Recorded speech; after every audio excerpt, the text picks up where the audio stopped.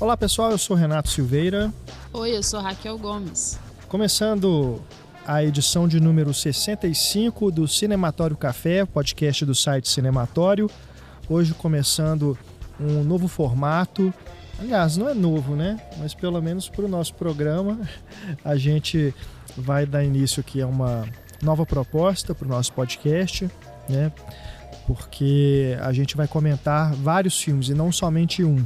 Então a nossa pauta de hoje ela está recheada e vocês vão escutar nossos comentários sobre Homem-Formiga e a Vespa, Os Incríveis 2, Jurassic World, Reino Ameaçado e 8 Mulheres e um Segredo. Vamos fazer um apanhado aí de alguns blockbusters que entraram em cartaz aí na segunda metade de junho e agora a primeira quinzena de julho, porque a gente ficou um tempinho sem gravar podcast sobre lançamento, né, Raquel? A gente teve na Cineop, colocamos algumas entrevistas no ar também, então a gente está devendo comentários sobre esses filmes.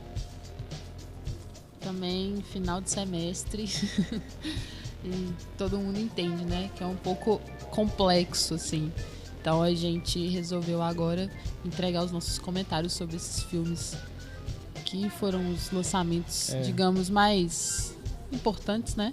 Nesse sentido. A gente teve alguns outros, né, que a gente vai deixar para um próximo programa, como por exemplo Hereditário, Desobediência, né? Então aqui a gente vai concentrar nos blockbusters, depois a gente faz um outro programa falando de outros lançamentos aí desse período que a gente ficou ausente, mas não totalmente, né? Nunca totalmente. A gente vem com essa proposta e a gente vai fazer esses debates quinzenalmente, tá? Depois a gente dá mais detalhes sobre essas alterações na nossa rotina aqui do podcast, mas não se desesperem, pois estamos aqui para falar sobre esses filmes, hoje acompanhados de René França. Tudo bom, René? Oi, tudo bom? Finalmente, cara a cara. René esteve com a gente aí por Skype, né? Vários programas nesse primeiro semestre de 2018. Então agora a gente, aproveitando a passagem dele por Belo Horizonte nas férias, a gente vai falar sobre, da nossa pauta, 3 filmes que o René pôde assistir, né?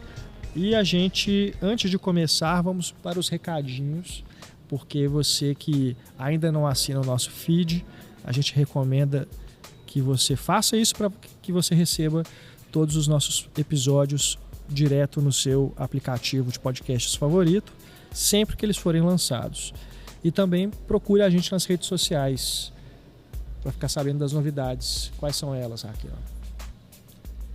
A gente está em todas elas, tá, gente? A gente está no Twitter, a gente está no Facebook, a gente está no Instagram. Então, assim, é só procurar por Cinematório e nos adicionar lá. E no Spotify, a gente está como Cinematório Café.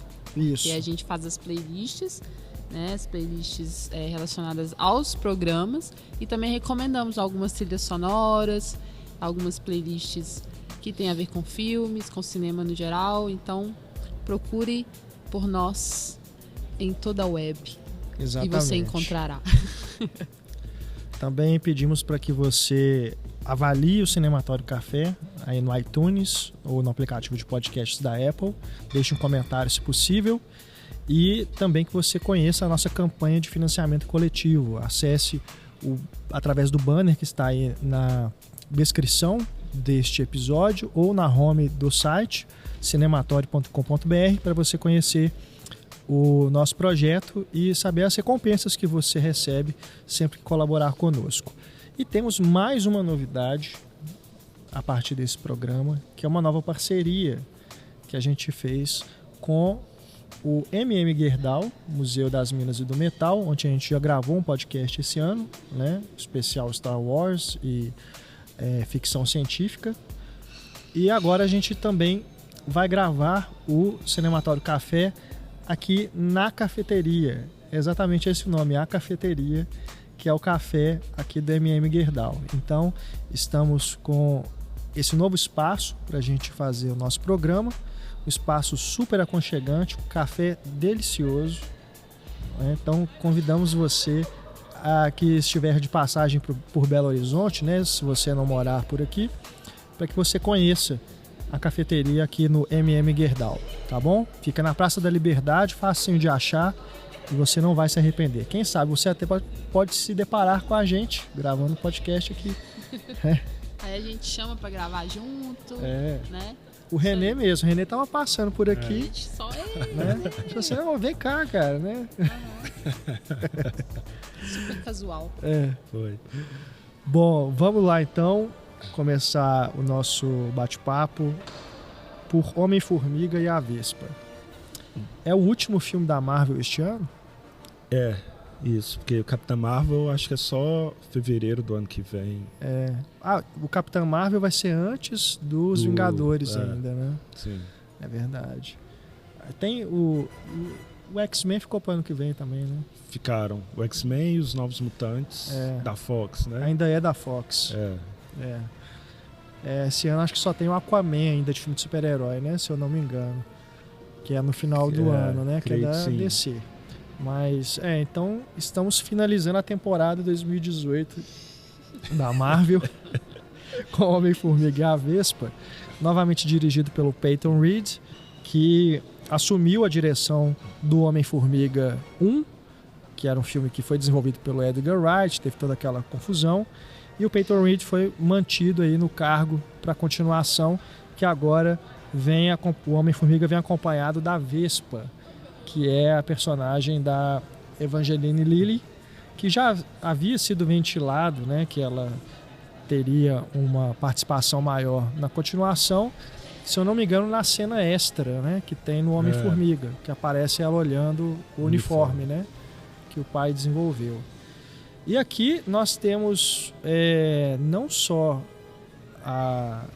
o Homem-Formiga e a Vespa, mas também os pais da Hope, né, que é a identidade real da Vespa, no começo do filme já mostrando aquele prólogo, né, o Michael Douglas e a Michelle Pfeiffer interpretar a mãe dela. E mais uma vez temos o uso da tecnologia de rejuvenescimento via CGI, que assim, cara, com o Michael Douglas eu fiquei realmente impressionado. Parecia que eu estava vendo uma cena de um filme dele nos anos 80, anos 90. Sim. Né? Ficou uma coisa muito, mas muito próxima da realidade. Com o Lawrence Fishburne no meio do filme também, acho muito impressionante. Embora o Lawrence Fishburne fosse magrinho, né? Quando era mais jovem. E aqui eles não conseguiram, fazer o regime, né? Vou lembrar de Apocalipse Now, né? Ele tá magrinho. Agora, a Michelle Pfeiffer, eu achei que o rosto dela ficou parecendo aquele filtro do Instagram ou desses outros aplicativos de foto, né? Que dá um embelezamento. Então, não sei se eles não conseguiram ou não fica, não sei. Porque a gente guarda muito o rosto dela, né? Dos filmes dos anos 80, 90, então não sei. Mas mesmo assim é impressionante, né, o que eles fazem.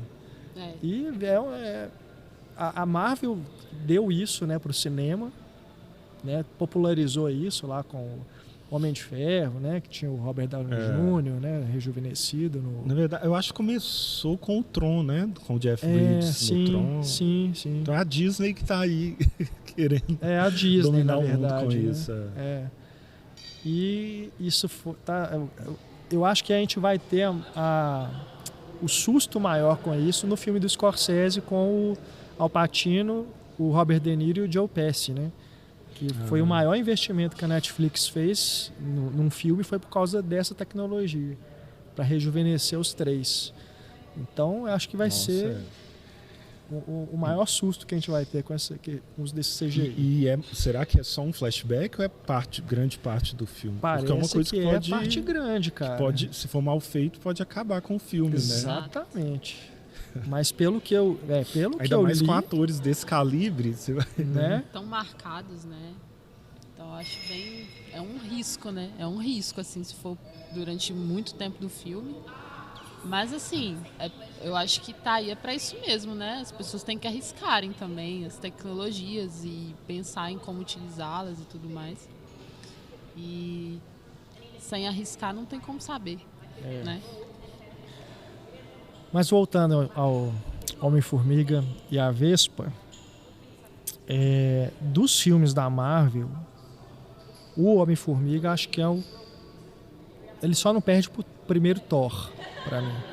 De ruim? Nossa, não acho não. Eu acho Homem de Ferro 3 lá... É mesmo? Tem essa controvérsia, né? Homem de Ferro 3 é um filme que a maioria das pessoas não gosta, mas eu até acho ok. Não é nem que eu acho Homem-Formiga ruim, não, mas é o mais dispensável, um dos mais dispensáveis pra mim, sabe? Homem de Ferro 2 eu não gosto muito também, não. Gente, eu não consigo lembrar, assim, pra ficar falando qual que eu não gosto. São muitos, eu consigo lembrar dos que eu gosto. Os que eu não lembro, porque realmente foram... E, eu gosto do Homem-Formiga. Eu acho divertido, assim, sabe? E também porque eu gosto muito do ator, né, o Paul Rudd. Então é por isso.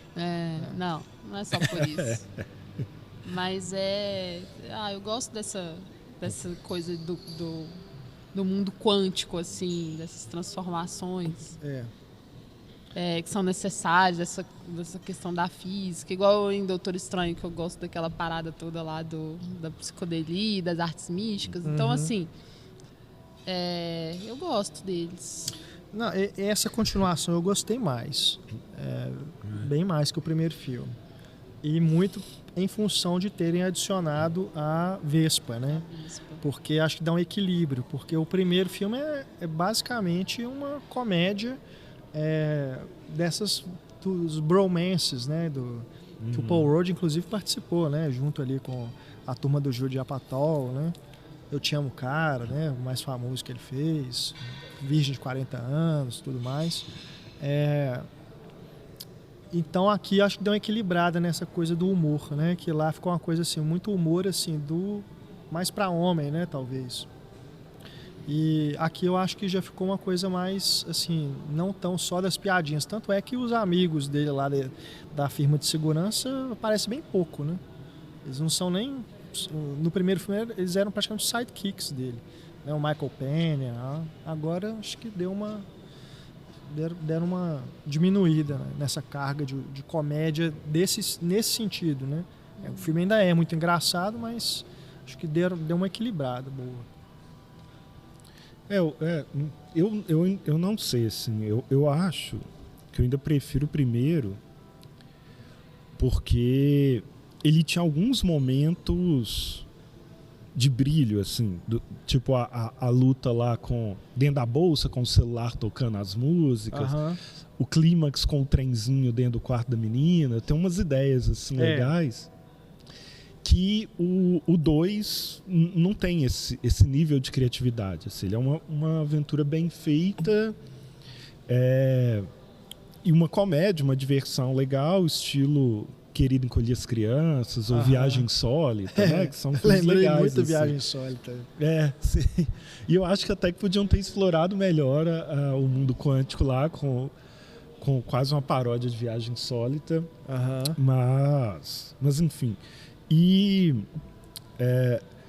eu acho interessante a dinâmica toda de ser um filme dele, né, desse personagem que é um herói, mas ao mesmo tempo ele tem que retomar o amor, se dar bem com o sogro, no fim é uma história de conhecer a sogra, né? Só que de uma forma completamente louca e Marvel ali, né?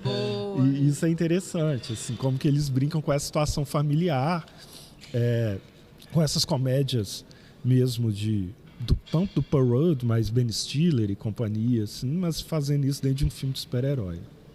Mas ao mesmo tempo, eu estava pensando nisso, eu acho que O Homem-Formiga e a Vespa é o filme mais difícil para mim, né, pensando assim, em termos de análise, porque eu dei uma disciplina no semestre passado sobre crítica de cinema, então eu tenho discutido muito crítica, o que é a crítica, o papel da crítica, e sempre falo muito que a gente tem que ser justo com o filme, assim. Você tem que analisar o filme de acordo com aquilo que ele se propõe. Para você não analisar o filme de acordo com o que você achava que ele deveria ser, mas que ele nunca se propôs.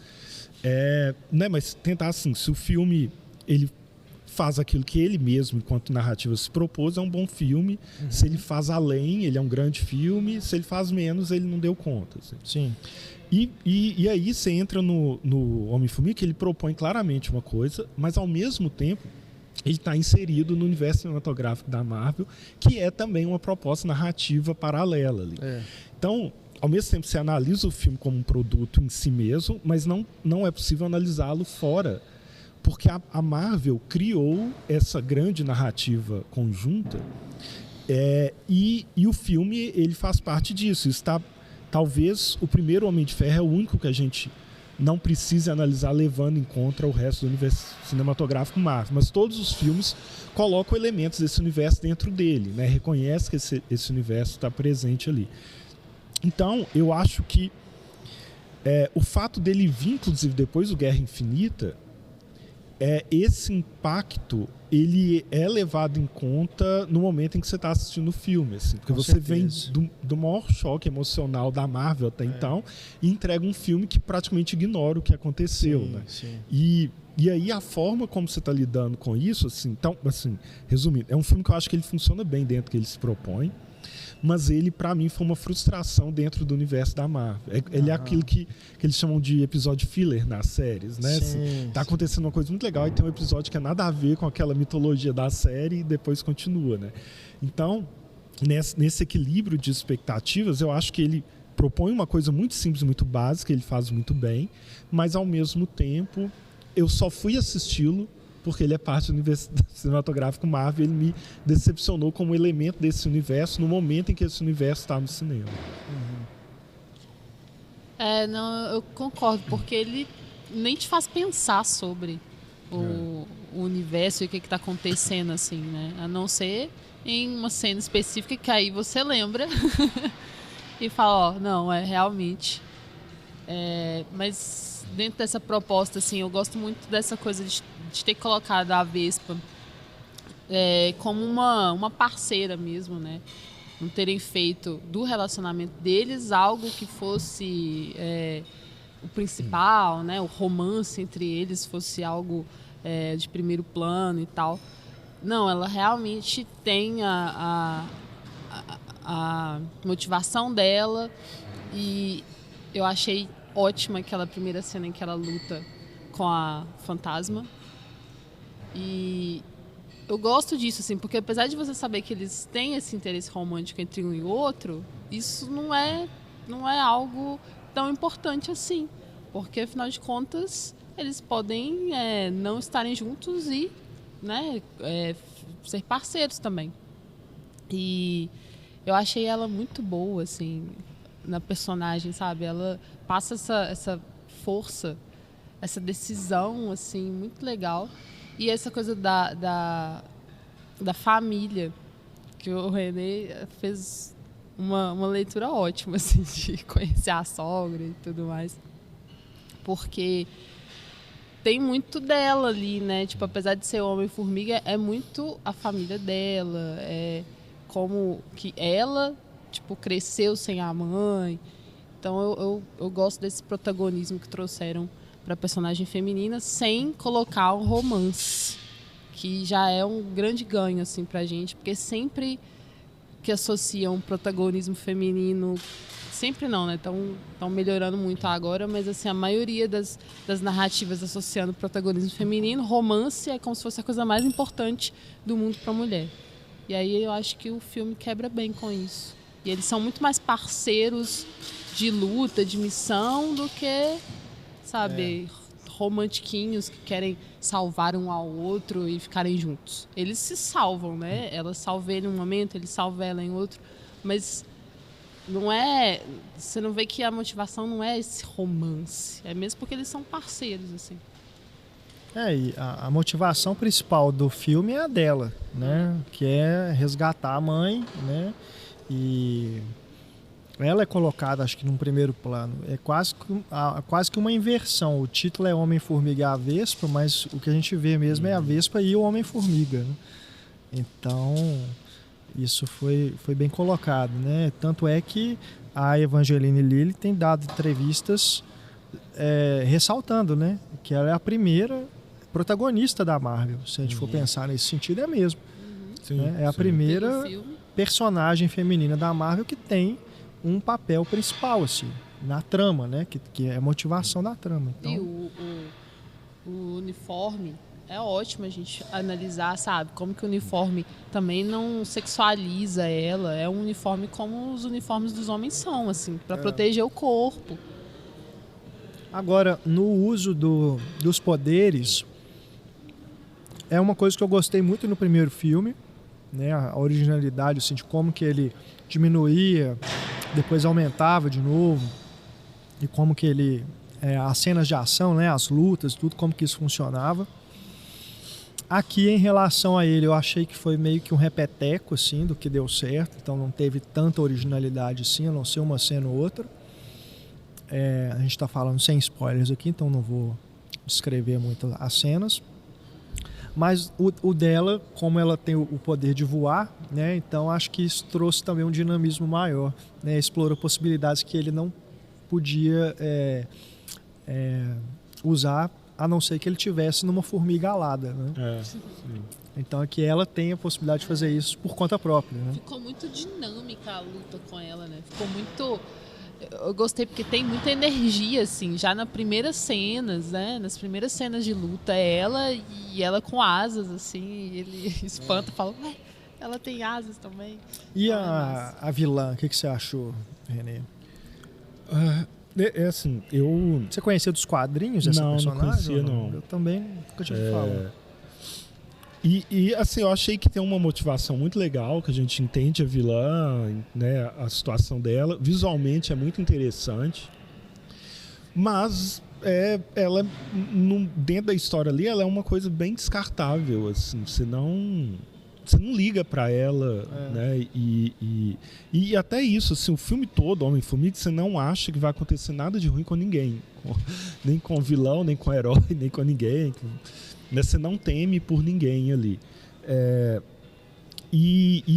Assim, eu acho que é uma vilã interessante, mas o outro vilão lá, mafioso, eu acho que ele é mais engraçado. Por ele ser engraçado, ele dá uma dinâmica mais interessante pro filme. Ela é quase assim, como se você tivesse uma festa muito legal e chega a pessoa que vai reclamar da vida, assim, porque o filme ele é todo construído numa ideia de comédia e ela tem um propósito que é muito dramático, assim, muito pesado dentro do filme, né? Então eu acho que são os momentos que quebram um pouco o ritmo por causa disso, que não é bem equilibrado com o restante do filme. Porque mesmo a situação da Michelle Pfeiffer estar presa e ter um tempo, se não só dali a não sei quanto tempo depois que conseguiram achar ela, é tratado com leveza, né? Então, nem há muita tensão nesse sentido, até porque toda a estratégia de divulgação mostrou fotos da Michelle Pfeiffer. Então, você sabia que ela ia aparecer, ela ia ser salva, né? Não é uma questão que ela não seria salva. E aí a vilã tem esse caráter pesado, assim. Mas eu acho legal também ser uma vilã feminina. E isso que vocês falaram, assim, com certeza, todas as cenas de ação da Vespa são melhores do que a do Homem-Formiga. E dá muito mais vontade de ver ela integrada aos Vingadores do que ele, assim. Você consegue imaginar que vai ser muito espetacular ela junto com os Vingadores do que o Homem-Formiga, que é o Scott Lang. A gente está falando sem spoilers, então fiquem até... claro, né, todo filme da Marvel tem cena pós-créditos, mas não deixem de ver porque né, é uma cena importante para o que vem por aí. Né, acho que é a mais impactante, assim, em termos verdade, de cena pós-crédito, você fala assim, e agora? Né? Porque ela é muito... Aliás, esse filme ele tinha uma expectativa de que fosse preencher algumas lacunas, né, dentro do que a gente espera que vai acontecer no próximo Vingadores. E acho que uma delas é justamente o reino quântico, né, que pode ser uma chave de onde pode surgir uma solução para os problemas. Tem uma frase, né, dita pela Michelle Pfeiffer que pode ser a solução ali. Então isso foi legal. Agora, vamos ver, né? Eu acho que o comentário inicial do René foi perfeito a respeito disso. Dentro do universo Marvel acaba que é só em alguns momentos que você... né, tem uma ligação mais profunda mesmo, porque dá essa impressão mesmo, tipo, a gente acabou de sair, né, de estar na ressaca do Guerra Infinita e vem um filme que, tipo, Foda-se, não aconteceu nada, né? Mas porque eu tinha uma expectativa, né, pelo trailer, você entende que se passa antes, mas eu achei que pelo menos do meio pro fim ia ter as consequências, tipo a cena pós-créditos do próprio Vingadores Guerra Infinita, eles ali no meio, e a família dele, o que tá acontecendo, mas não. É tudo ignorado e só numa cena pós-créditos acontece alguma coisa. E aquilo também, né? Porque a gente ficou sem entender onde que o Scott estava, né? O Capitão América só fala brevemente lá que teve um acordo, né? E aí agora nesse filme ele cita lá uma missão que eles tiveram na Alemanha, né? Não, é o do Guerra Civil, o do Guerra Civil. Foi no aeroporto na Alemanha, né? Aquela batalha. E que aí ele acabou tendo que ficar em prisão domiciliar, né? Que é uma das cenas que eu gosto, inclusive, desse novo filme. É aquela hora que ele tá com a filha naquele labirinto que eles constroem. Então, que é muito parecida com uma cena de um filme que chama Dave Made a Maze, que se passa todo um labirinto feito de caixa de papelão, igualzinho. Assim. Olha. E eu conheci o diretor em festivais de cinema, porque estava concorrendo, em vários festivais internacionais, o Dave Made a Maze concorreu com o Terry Lewis.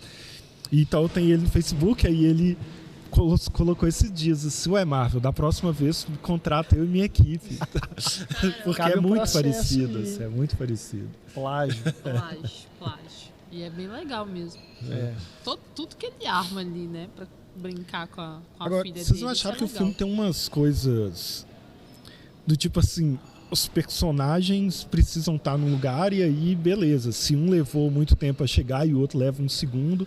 Tem uma cena assim que o Lawrence Fishburne chega do nada num prédio, sabe? As coisas são muito não exatamente forçadas, mas assim, tem uma hora que acho que eles falam assim, não, tem que resolver isso agora, e aí vão pôr nos personagens onde eles têm que estar, assim, sem ter muita preocupação com isso. Eu também, eu achei. Outra coisa que me incomoda, que é isso de juntar todo mundo, né? Chega uma hora que eles formam quase que uma equipe dos Vingadores ali, só que sem os super-heróis. É o Homem-Formiga avesso e seus amigos. Todo mundo, né? Então vira um filme de time de super-herói também. Mas eu concordo, eu acho que tem umas coisas que é a conveniência do roteiro, né? As cenas são arrumadas sem muita lógica, assim, é verdade. E eu queria um pouco ver o casal original em ação, isso né? é meio frustrado. Assim, é verdade. Bom, acho que a gente vai continuar falando de super-heróis e de Disney, que é tudo a mesma coisa, né? Engraçado, né? Domínio, né? Tudo que a gente fala tem Disney em algum ponto. Eu acho, inclusive... É igual quando a gente sempre inclui David Lynch nas discussões. Eu acho, inclusive, que os Incríveis poderiam se juntar aos Vingadores em algum momento. Né? Fazer um crossover aí com a Marvel. Minha maior expectativa da Fox ser comprada da Disney é falar assim: Brad Pitt, toma um Quarteto Fantástico. Né? Imagina. Nossa, eu já fiz 2 vezes esse filme. Mas Os Incríveis 2, né? Que foi lançado agora, foi no finalzinho de junho.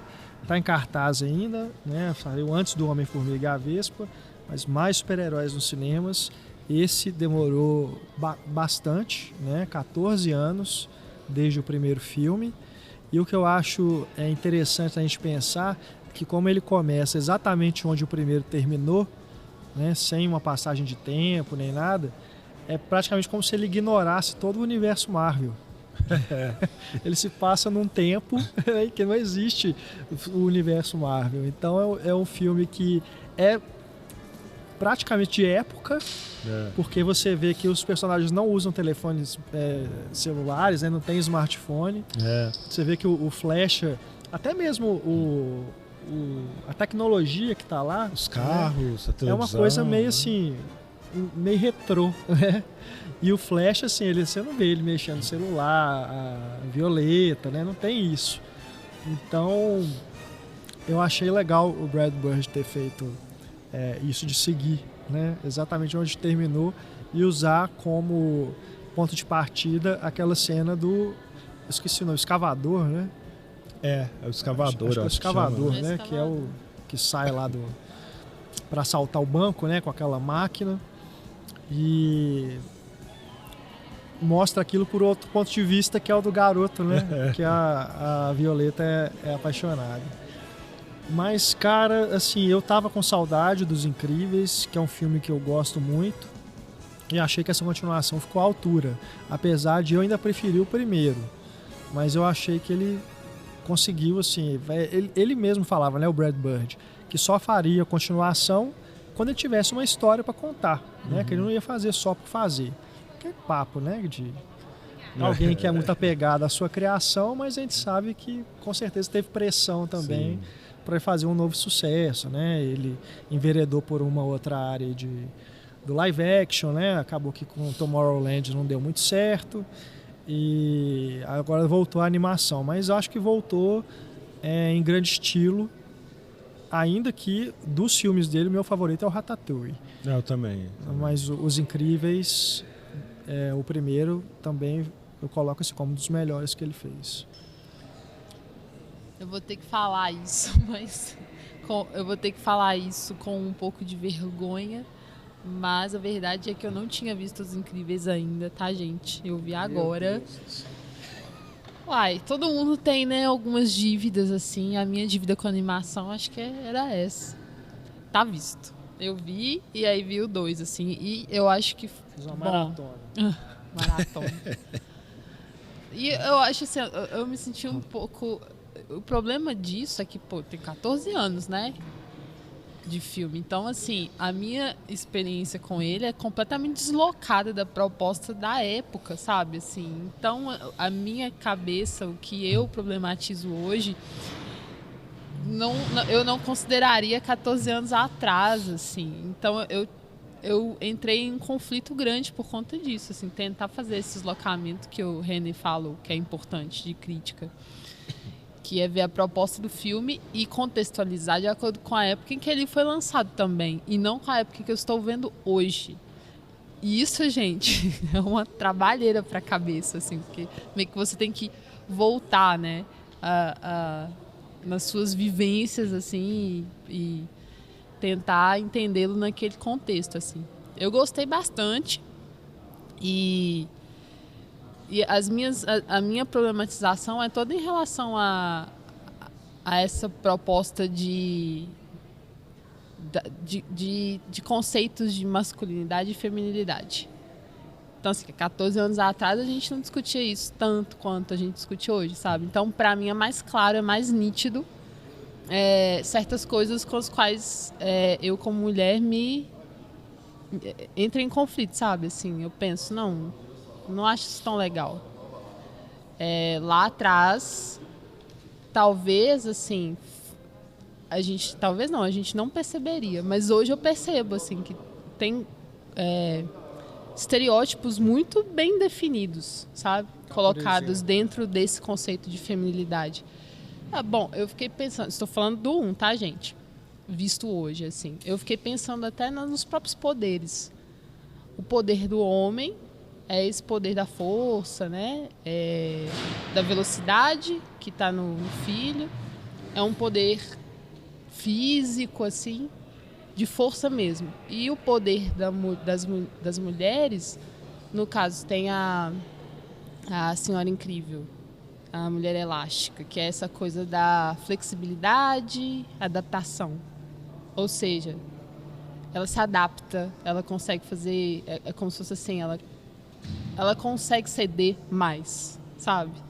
E a menina que tem esse poder da invisibilidade, né? Ela fica invisível. E também de proteção. Ela cria essa redoma de proteção. Então, assim, hoje não teve como eu associar isso a conceitos que são muito femininos e masculinos, sabe? Tipo assim, de pensar mesmo o que a gente associa a mulher e ao homem. Entendi. E outra coisa também que eu fiquei pensando é que, por exemplo, para adolescente, assim, foi colocado isso, essa importância desse menino, sabe? Que é outra coisa também que eu estava comentando sobre o Homem-Formiga e a Vespa, que é a importância desse romance, assim, para ela, né? No final do filme, do 1, o menino consegue fazer esporte e a menina consegue ficar bonita, porque ela coloca o cabelo para trás, ela tira o cabelo do rosto, então ela consegue ficar atraente e conquistar o menino, assim, sabe? Então, assim, em questão de empoderamento, assim, para mim é problemático. Mas isso vendo hoje, então eu sei que Entendi. A minha experiência, sabe, é complexa por conta disso, assim. E eu vejo que ele foi muito importante para a época, né? Na época ainda não tinha, igual eu falei, não tinha universo Marvel, então era um dos poucos filmes de super-heróis bons mesmos, pra valer. Né? E não tinha nem o primeiro Quarteto Fantástico, né? Aquele com a Jessica Alba. Acho que foi no mesmo ano, foi um ano depois que o Quarteto Fantástico saiu. E os comentários na época eram: já fizeram um filme do Quarteto Fantástico muito bom, com os Incríveis. Né? Vai ser muito difícil superar isso. E não chegou nem perto de triscar, né, os Incríveis, né? Porque os 3 Quartetos Fantásticos que já foram feitos são muito ruins. Mas... E eu acho bacana, por exemplo, essa questão da família mesmo que ele traz. E até essa coisa do ser diferente e de ter que se apagar porque a sociedade está querendo, sabe? Que a sociedade impõe que você não seja diferente. Que eu gostei, essas propostas, eu acho que principalmente há 14 anos atrás, também são importantes, assim. E pensar exatamente isso, essa coisa do trabalho, né? O Senhor Incrível lá, completamente desajustado, até no próprio carro. Aquela coisa de não estar no seu lugar, assim. E, enfim, pro primeiro, essas questões me atravessaram. E aí, então, não teve como, sabe? Eu fiquei pensando sobre isso. E aí a gente cai no segundo, que aí você já percebe que, apesar de não ter esse salto de tempo no filme, né, ele começa exatamente onde termina, você já vê que ele já está colocando questões contemporâneas, mesmo sendo, mesmo o filme em si não tendo esse salto de tempo. Você acha que é um meia-culpa? Eu acho que é ele pensando sobre as próprias questões que ele colocou no primeiro também, sabe? O Brad Bird, assim.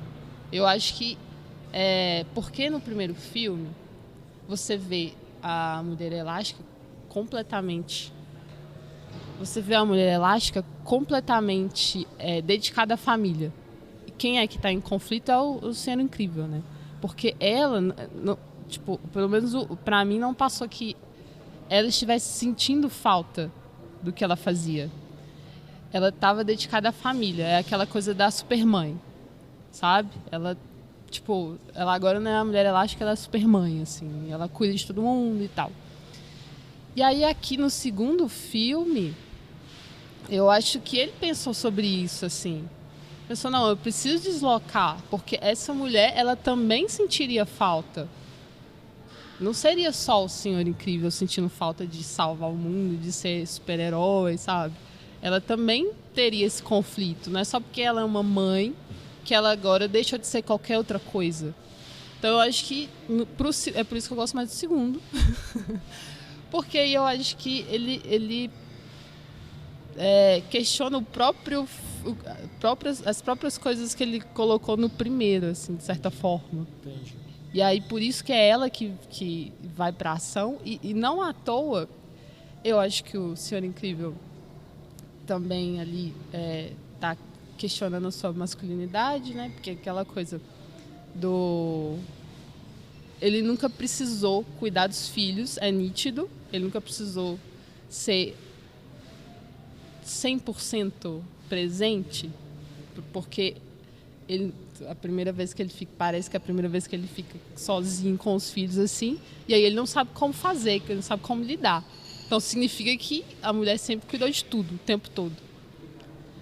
E aí eu acho que o filme está trazendo isso, assim, esse deslocamento. Exatamente porque no primeiro estava muito marcadinho. O papel da mulher é esse, o papel do homem é esse.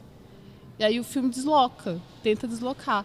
E traz para ela essa coisa de ser a super-heroína de volta, assim. E para ele, o pai, no caso. Enfim, isso aí eu acho que nessa questão o segundo me ganha mais, exatamente porque está questionando. Entendi. O que você achou, René? Para você também tá... Você gostou mais do segundo, como a Raquel, ou você acha o primeiro ainda insuperável? Então, eu não revi o primeiro, mas não é um filme que eu lembro que eu assisti e achei bom, mas não era, eu sei que é muito preferido de muita gente, da Pixar, mas nunca teve entre os meus 5 preferidos, por exemplo. E eu acho que eu gostei mais do segundo. E acho que a decisão mais inteligente do segundo é exatamente essa de começar exatamente onde parou o primeiro, porque aproveita essa questão de ser uma animação e os atores não envelhecem, né? Você pode realmente continuar. Porque ele continua exatamente onde parou, mas levando em conta os 14 anos de amadurecimento. E aí, o que eu acho muito legal é que ele fecha o arco dramático dos personagens do primeiro só no segundo. Que a gente achou que tinha fechado no final do primeiro, mas por isso, até de tudo isso que a Raquel falou, só é fechado no segundo. Se você assistir um em sequência ao outro, como se fosse um filme só, essas questões que a Raquel coloca, elas ficam como se fossem os personagens tendo um arco dramático que eles vão alcançar só no segundo filme, né? Porque é isso mesmo, assim, inclusive o Quarteto Fantástico é a grande inspiração, os poderes refletiam a personalidade deles, né? O Senhor Fantástico, a Mulher Invisível, o Tocha Humana, que é o esquentadinho, o Ben, que é o Coisa, que é o cara que tá ali para tudo e a grande fortaleza daquele grupo, enfim. E é muito isso, né? Como a Raquel falou, da força bruta do homem, da mulher tendo que se esticar, né, para resolver tudo. E como eles invertem isso no segundo, eles ressignificam inclusive o primeiro, assim, porque ela é a que dá conta, na elasticidade, entre aspas, dela, de resolver tudo sem causar danos colaterais. E a força bruta dele não é suficiente para ele dar conta de cuidar da casa, porque ele fica completamente destroçado ali, enfraquecido pelo cotidiano de ser dono de casa ali, né? Enfim, e aí como que eles retrabalham e ressignificam isso, eu acho muito interessante também. E eu acho que é isso, assim, como ele fecha esses arcos dramáticos, inclusive da questão dos super-heróis e tudo, no segundo, ele ajuda a ressignificar também o primeiro. Então acho que é uma jogada muito inteligente, até para todas essas críticas que a Raquel fala. Se eles quiserem, eles podem falar assim, não, mas é porque a gente ainda não tinha terminado de contar a história, sabe? A gente só terminou agora, né? Porque verdade. Aí ele leva a evolução e as discussões todas que aconteceram ao longo do tempo em conta, né? E tirando isso, assim, eu acho que é um filme dos 3 que a gente vai falar aqui que tem disparado as cenas de ação mais bem dirigidas. Qualquer cena de ação dos Incríveis, eu acho que é melhor que qualquer cena de ação de Jurassic World, do Homem-Formiga e a Vespa. É um filme muito dinâmico, muito bem equilibrado, com todos os personagens, né? Tudo muito bem curioso. E eu gosto, né, você perguntou da vilã do Homem-Formiga e a Vespa, o vilão aqui também, eu acho mais interessante. Há questões que passam meio ali perto do Homem-Formiga e a Vespa, mas que não são exploradas. E há questões que no Jurassic World são colocadas de uma forma muito clara, assim, na sua cara, mas que não são bem elaborados no roteiro, mas que os Incríveis conseguem fazer isso. Não só em relação ao empoderamento feminino, mas em questão à diversidade e representatividade, a hora em que os heróis meio que saem do armário ali por causa dela, como exemplo. E na figura do vilão, que Vou dar spoiler. Spoiler no gênero. Que tem uma proposta interessante, que é isso assim, de vocês ficam na frente da televisão, vocês querem os heróis para não precisarem fazer as coisas por conta de vocês mesmos, que é uma discussão interessante. E é legal que no Primeiros Incríveis, o vilão era o nerd chato, né? O vilão é você que tá aí reclamando de Thundercats, que faz petição para fazer Os Últimos Jedi, e é esse que é o vilão do Primeiros Incríveis. E o do 2 é o influencer, né? O influenciador digital que hipnotiza, entre aspas, as pessoas para repetir aquilo que elas fazem e critica os heróis, né? Assim, então é curioso como é que é um filme muito bem antenado. Como o primeiro era, o segundo também é nesse sentido. Pois é, eu gostei muito de como que fizeram essa troca também, né? De colocar a Mulher Elástica na linha de frente da ação, e como que eles vão construindo isso até para causar essa surpresa no Senhor Incrível, porque os três são chamados lá pelos os dois irmãos, né, que estão à frente do novo empreendimento para tornar os heróis legais de novo. E aí o cara que é o dono da empresa, né, que é o vendedor que faz as vendas, ele fica conversando só com o Senhor Incrível e com o Frozone, né? Canta a musiquinha dos dois e tudo, e ela meio que fica atrás. Aí na hora que ele vai falar a proposta, que ele fala assim, não, mas a gente acha que ela que é a pessoa ideal, porque ela não vai causar o estrago todo na cidade. Então, assim, eles já constroem isso para já deixar a surpresa pra gente e para os dois também, né? Que eles vão se achando, os fodões e tudo. E, enfim...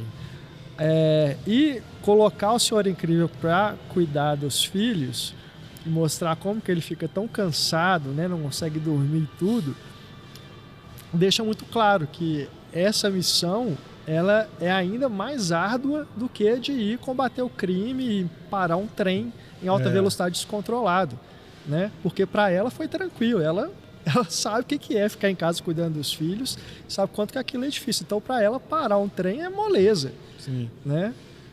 Para ele, não. Ele não está acostumado com esse trabalho todo, né? De cuidar da casa, cuidar das crianças. Para ele é um desastre total, né? E é muito legal ele fazer essa crítica também de colocar o homem nesse lugar, de também ver, não se sentir... melhor, sentir-se ameaçado pelo sucesso da mulher, né? Porque ele fica com inveja, né? Ele fica com ciúme. Isso ele deixa muito claro, né? Como que o Senhor Incrível reage à forma como a Mulher Elástica está sendo bem sucedida na missão, né? Então acho isso interessante também dele fazer esse comentário, essa crítica, né? A postura masculina frente ao sucesso feminino, né? E como que parece até que ele não acredita nela, né? Sim. Não só ele tem essa inveja, esse ciúme, como ele parece que não acredita na própria capacidade dela. Que é uma coisa também que as mulheres sofrem continuamente. Agora, a respeito dos poderes das personagens femininas, não de forma alguma desvalidando a sua interpretação, porque eu tinha uma outra interpretação para isso, porque eu sempre vi o poder da Mulher Elástica também como demonstração de força, porque ela consegue parar o trem usando a elasticidade, né? Usando a física ali de fazer aquele paraquedas, né? Então, para mim, ela sempre foi muito forte também, entendeu? Mas eu não estou desvalidando nem discordando do que você falou, não. Mas, assim, eu sempre vi todos eles, na verdade, como fortes, né? Como tem o uso da força em alguma medida. Inclusive a Violeta também, porque ela usa os campos de força, né? A invisibilidade é a questão mais da timidez, né? Da forma como ela é retraída, assim, nas interações sociais, mas ela tem esse poder para compensar de criar o campo de força, né? Que inclusive salva a família em vários momentos. E temos que comentar também sobre o grande astro do filme, que é o Zezé. Zezé é fantástico. Rouba a cena, sem críticas pro Zezé. Esse ali rouba a cena. É muito legal, cara. O que fizeram, né? De dar todos esses poderes pra ele. E é muito bacana. E ele com a Edna é muito bom. Que é outra personagem que eu amo, assim. que a Ed, né? Porque é a personagem inspirada na Edith Head.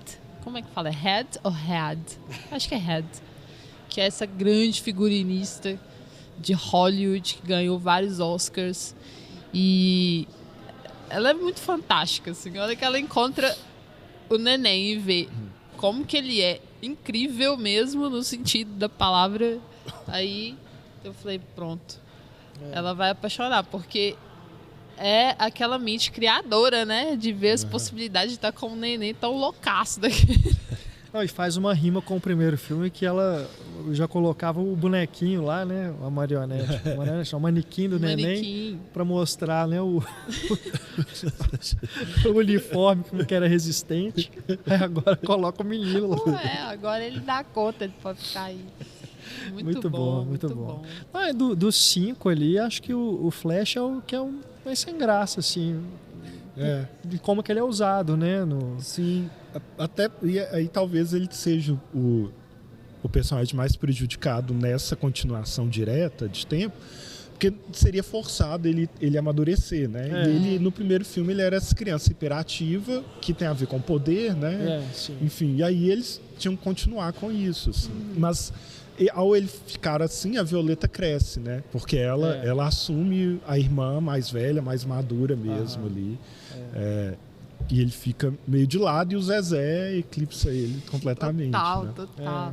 E essa coisa bonita, né? De você pensar assim, desses poderes que vêm aleatoriamente, que é como se fosse assim, a natureza pura ali, não tem controle de nada, que é o que acontece com nenéns mesmo, né? Estão descobrindo o mundo e vão, assim, ter reações inesperadas, assim. Eu fico imaginando que todo pai e mãe de um neném se sente mais ou menos como eles, assim, não sabe o que vai acontecer, né?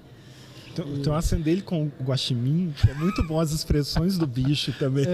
Muito bom. Verdade. Agora, o gelado, né, o Frozone, assim, mais uma vez, né, virou... Acho que aquele ainda é mais coadjuvante do que no primeiro filme. Ele some, né? A partir de determinado momento ele some. Eu cheguei até... Não, é spoiler. Mas ele fica tão apagado do filme que eu fiquei imaginando assim, nossa, a hora que ele voltar vai ser um choque, né? Por que ele vai voltar? Por que ele sumiu? Né? Teremos Glass. Que é o Samuel Jackson, né? Que faz que esse eu acho que o poder do gelo é porque o Samuel Jackson é cool, assim. Aí eles fizeram Boa. Mas isso eu acho que é algo que ainda precisa ser...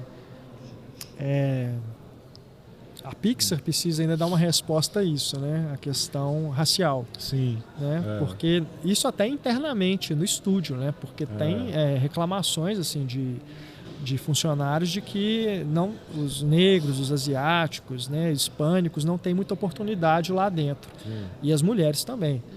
Com as mulheres isso está mudando até na direção, que aqui a gente viu o primeiro curta dirigido por uma mulher, é o primeiro filme que é uma mulher que escreve e dirige da Pixar, né? Ainda que seja um curta, né? Mas é um curta muito legal, gostei bastante, o Bao. Sim, é muito diferente, né? Diferente, assim, né? E é um tema também que a Pixar nunca... Pessoas não entenderam, inclusive, do nosso lado. Né? As pessoas de mente literal, né? Não, porque ele tem uma cena chocante. Eu falei assim, nossa, a Pixar está indo longe, né? Mas é um tema muito adulto, né? Dessa questão da maternidade. Mas achei bem legal e parece que já tem mais um, que acho que o próximo curta, não sei com qual filme que vai ser lançado, mas também uma mulher que dirigiu. Então, ou seja, nisso a Pixar já está mexendo os pauzinhos até depois da polêmica lá com o John Lasseter, né, que pegou muito mal pro estúdio. Então eles estão, acho que, correndo atrás disso. Porque é muito importante, assim, não só colocar como protagonista, como um discurso, né? Mas também pensar nos empregos mesmo e dar oportunidade mesmo para as mulheres, para os negros, para todas as minorias sociais. Porque, assim, isso é pauta, todo mundo está falando sobre isso. Aí é muito fácil para uma empresa resolver e fazer um filme com protagonista que é de minoria. Ou fazer, sei lá, um produto também, igual a gente vê camiseta com frases. Mas aí você vai ver no dia a dia lá dessa empresa, como que tá sendo? Tá contratando essas pessoas? Não tá. Então, assim, não adianta, sabe? Então é muito importante também a representatividade atrás das telas, né?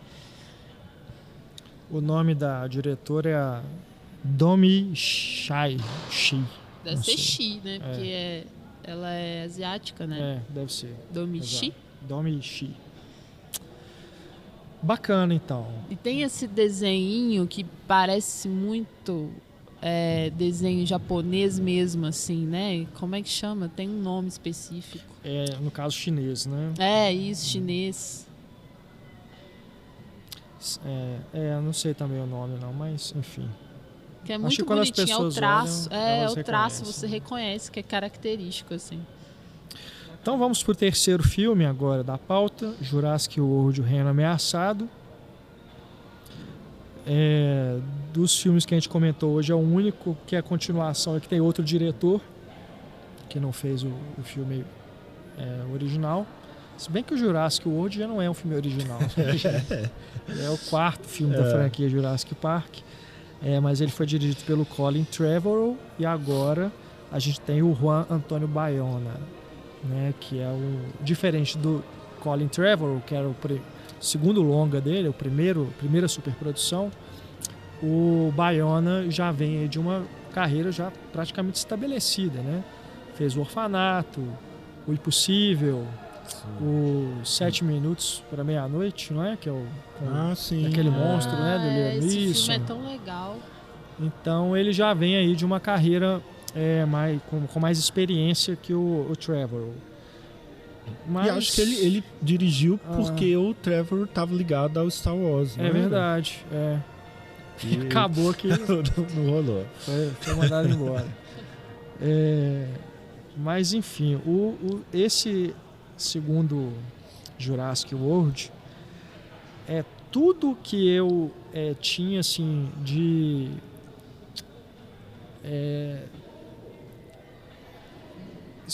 como é que eu vou falar?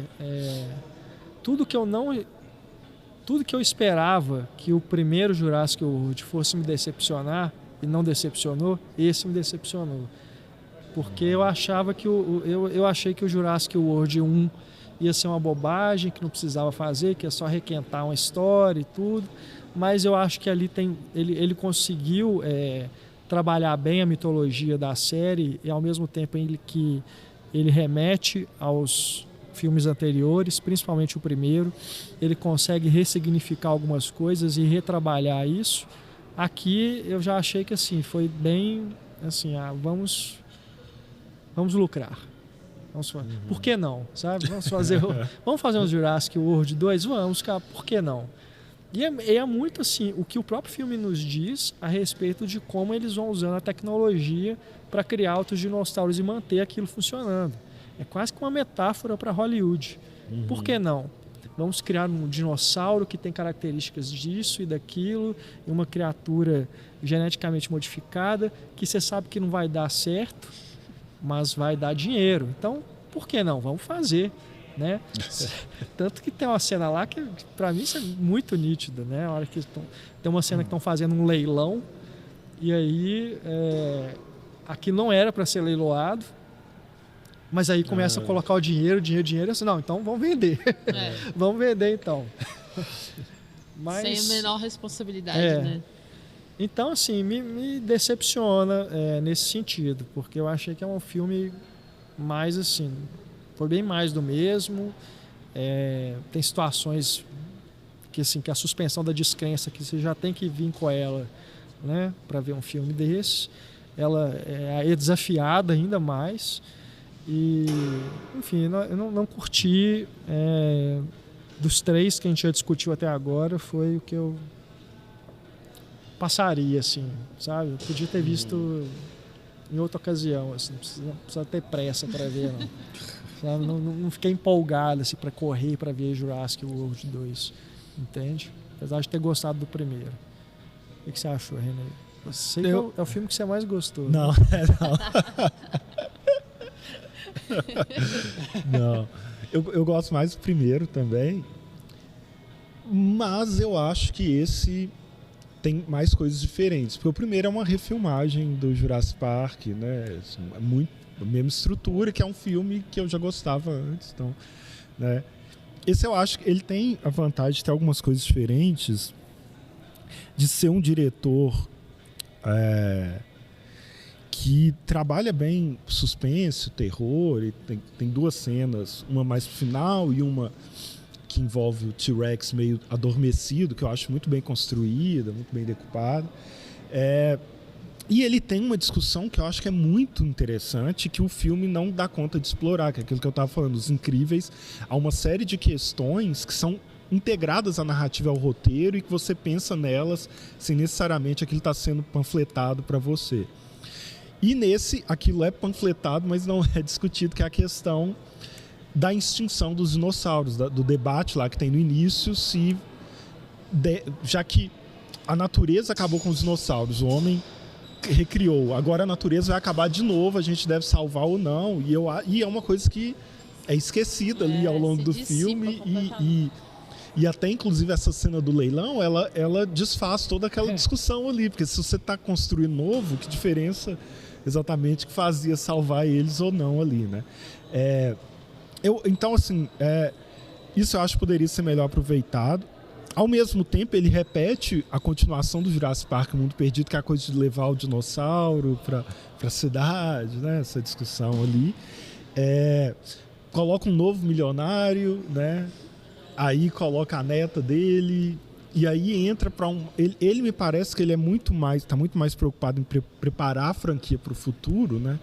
Do que necessariamente exatamente contar uma história. E preparar uma franquia para um futuro que, apesar de ser muito diferente do que os filmes fizeram até agora, porque eu fiquei pensando nisso, todo Jurassic Park filme, ele é a mesma coisa, porque a ideia do primeiro é muito boa, mas você não tem muito como fugir daquilo, assim, são humanos na ilha, são humanos na ilha, são humanos na ilha, e aí ele tenta ir além, mas eu também não sei se eu quero ver, sabe, assim, essa outra coisa.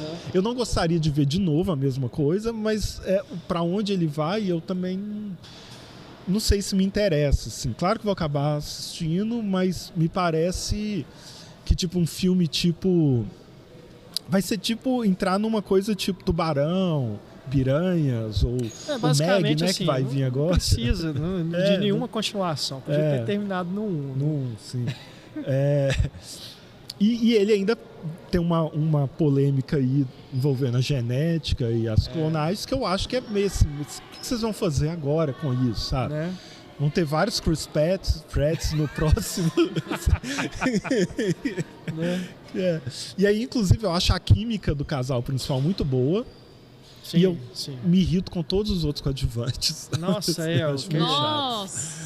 aqui é a veterinária nem tanto, mas o rapaz que fica lá só pra ficar dando gritinho, né, passando repelente, pelo amor de Deus. Que é o da série a série do Baz Luhrmann no Netflix? Não sei, eu não vi essa série. Eu acho que mas é um personagem totalmente dispensável, né? Quando eles aparecem, são apresentados, você já pensa, isso é isca para dinossauro, né?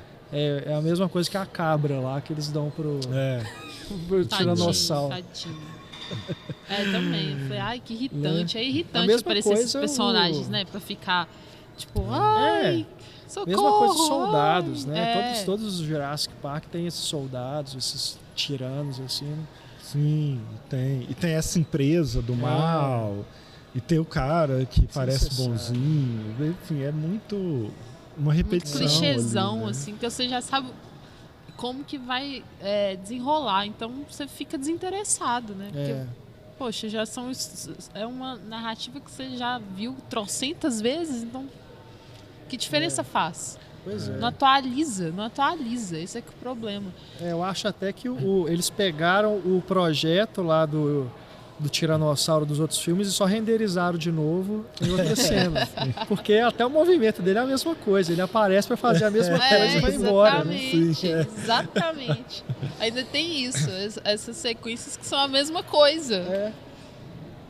não. Não dá. E até isso de apresentar outros bichos, né, outros dinossauros, aí eles ficam inventando agora, porque já usaram todos, então agora eles têm que ficar inventando dinossauro novo. Aí cria uma mistura de um com o outro, uma criatura híbrida que também não é mais novidade, porque já tem nos outros também, né? No Jurassic World já tinha isso. Não, e quando... Isso que eu falei, propõe algo novo, ele propõe de uma forma tão aberta, tão global, que eu tenho medo de virar um Transformers, assim, uma coisa Michael Bay, porque você vai ter que dar conta de uma coisa muito, assim... Não tem como falar. Vai.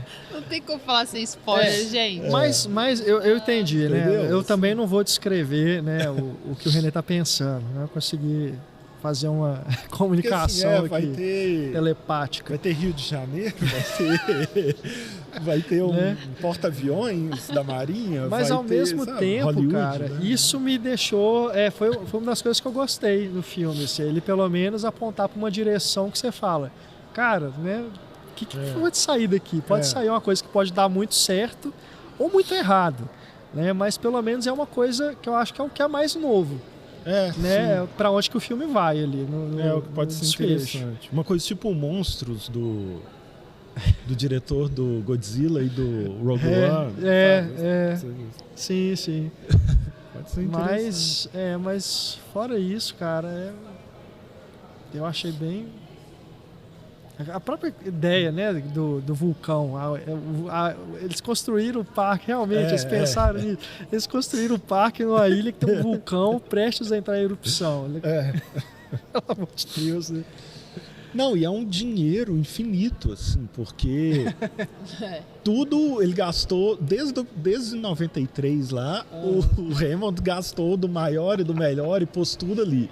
Aí dá um prejuizaço. Aí no 2 dá mais prejuízo. Aí no 3 dá mais prejuízo.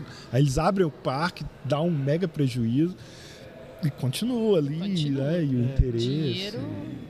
Dinheiro surge, sabe? E sabe uma coisa de que eu fiquei com raiva mesmo, porque isso foi explorado muito nos trailers, que é o Jeff Goldblum. Que é tipo assim, é isso mesmo? Sério? Ele não vai pra ilha? É isso? Isso é muito ruim, né?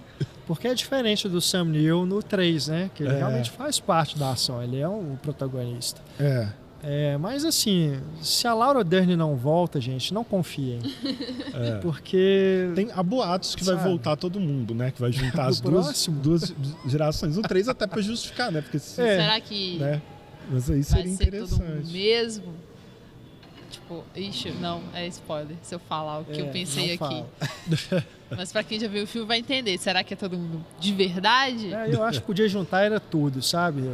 Vingadores, Star Wars. Mas aí é outra história. Podia juntar tudo. Universal incrível, Velozes e Furiosos. Dá pra juntar... Né? É o mesmo estúdio, dá pra juntar Parques Dinossauros e Velozes e Furiosos. Pois que é possível. Dá pra fazer. Põe o Godzilla, o King Kong, né? Junta tudo. O César também dá. Pois Planeta dos Macacos. Junta tudo. É da Fox. Dá. Mas aí se juntar tudo, aí vai virar o jogador número 1. Já tem todo mundo lá misturado. Né? Já tem o filme. Não, mas de todos que a gente comentou aqui, foi o que eu achei muito ruim, assim. Eu não gostei mesmo. Mas você achou muito ruim? Eu achei... Quando eu acho um filme desnecessário, sei lá. Quantas estrelinhas no Letterboxd? Estrelinhas eu dou 2. Porque eu acho que eu dei gosto. 2,5. Não, mas aí nesse sentido eu acho o Homem-Formiga Vespa mais desnecessário. Por causa disso que eu tô falando. Pensando no universo Marvel, assim, beleza, então, né? E esse, ele pelo menos, ele dá alguma... Assim, a continuação depende desse existir, né? Verdade. Enfim, sabe? Verdade, ele tem alguma necessidade para os outros ganharem mais dinheiro. Para os outros próximos, mas eu achei... mais do mesmo, assim, nesse sentido, assim, o que ele traz de novidade pra mim não me motiva a ver os próximos. Aí eu vou ver. Não, provavelmente eu também vou ver, afinal de contas gravamos podcasts, né? É isso Beijos, que o Renato ouvintes. falou, assim, a grande metáfora ou alegoria de Hollywood, da indústria cultural. É isso, eles estão fazendo e a gente mesmo quase sendo morto, né? Pensando assim, na cabeça de quem quase morreu no parque. E quer mais dinossauro, é a gente que acha o filme mais ou menos e paga pra ver o seguinte. Você vê lá a programação de cinema e tá lá, Jurassic World 3. Ah, por que não? Vou ver. Né? Tá tendo uma petição pro Bayona dirigir o próximo, né? Porque vai ser o Colin, que é o diretor, e as pessoas da internet que acham que tem algum poder, elas estão fazendo isso aí. Entendi. Outra coisa também que eu fiquei pensando assim, eu achei que ia explorar muito mais essa relação do Chris Pratt, como que ele chama no filme? Eu esqueci. Chama Sanil Jovem. Star-Lord. Da interação, né, do personagem do Chris Pratt com a Blue. Eu queria mais disso, assim. Essas questões... Mim, eu também queria, não. Não, eu queria. Senão ia virar, tipo, Marley e eu, Blue e eu. Não é nesse sentido de amorzinho, mas é no sentido de mostrar, sabe, exatamente o problema que se tem de domesticar os bichos, deles perderem essa maldade, entre aspas, o instinto, da proteção, assim, desse relacionamento de tornar o bicho submisso ao humano, entende? Eu queria mais disso, assim. Entendi o seu ponto. Mas eu acho que já tá bom. E é Jurassic World, não é Jurassic né? Pets. Não é nem Pets, né? Wild, digamos assim. Minha proposta. Bom, então vamos finalizando aqui a nossa conversa com o René. Né? Valeu demais, René, pela presença. Mais uma vez aqui no nosso podcast. Valeu, convite de novo. Bom estar aqui pessoalmente, né? Vendo vocês. Agora já com só uma rock voz aí de fundo, né? Hoje é dia do rock, a gente tá gravando o dia do rock, né? Aqui no... Vai ter uma celebração vai ter uma festa aqui, né? Que é puro rock, gente. Então, por isso legal que já foi o combo de filmes assim, de uma vez, né? Pra botar vários filmes pra fora, assim, muito bom. Valeu. Pode me chamar aí enquanto eu estiver aqui em BH. Tá, pode deixar que a gente vai contar sempre com a sua presença, sempre que possível.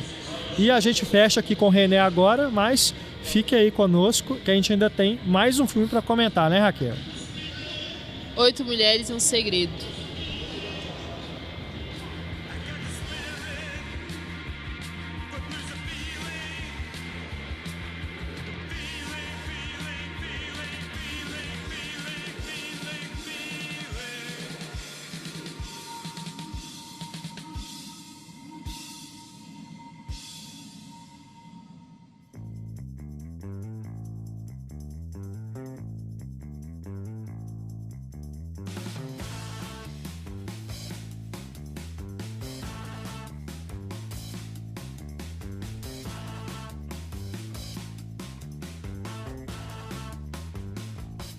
E agora a gente vai encerrar o nosso podcast falando de 8 Mulheres e um Segredo, que é uma continuação, né, da franquia 11 Homens e um Segredo, porque o filme ele começa exatamente mostrando ali um túmulo, né, que seria o túmulo do Danny Ocean, que foi o personagem do George Clooney nos 3 filmes anteriores, né, e a data aparentemente de um falecimento dele é 2018, né? A Sandra Bullock interpreta a irmã dele, uma irmã que eu não me lembro se nos filmes foi mencionada, também não, né?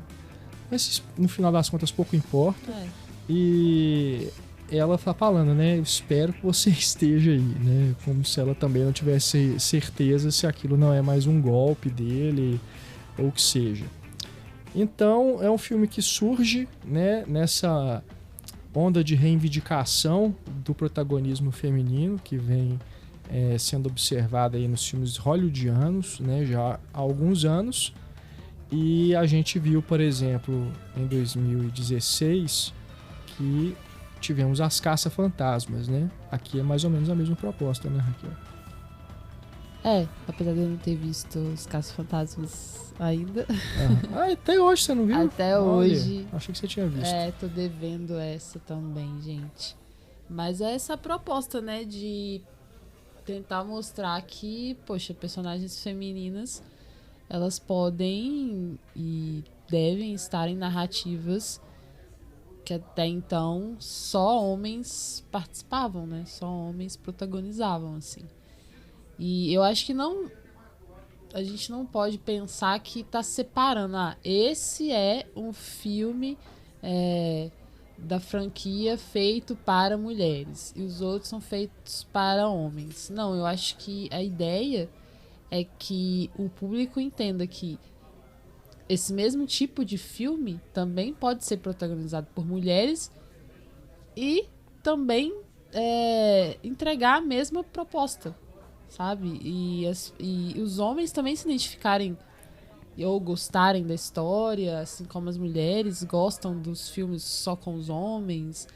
Então é isso, assim. Eu acho até que é o que eu sempre digo, assim, quando a gente discute sobre esse assunto em outros programas, que nós mulheres passamos todo esse tempo nos identificando, acompanhando histórias de homens, assim, né? De protagonistas homens. E nunca tivemos problema em gostar desses filmes, em se identificar com um personagem que seja masculino, porque, afinal de contas, são questões humanas que estão ali, são questões que tanto homem quanto mulher compartilham, assim.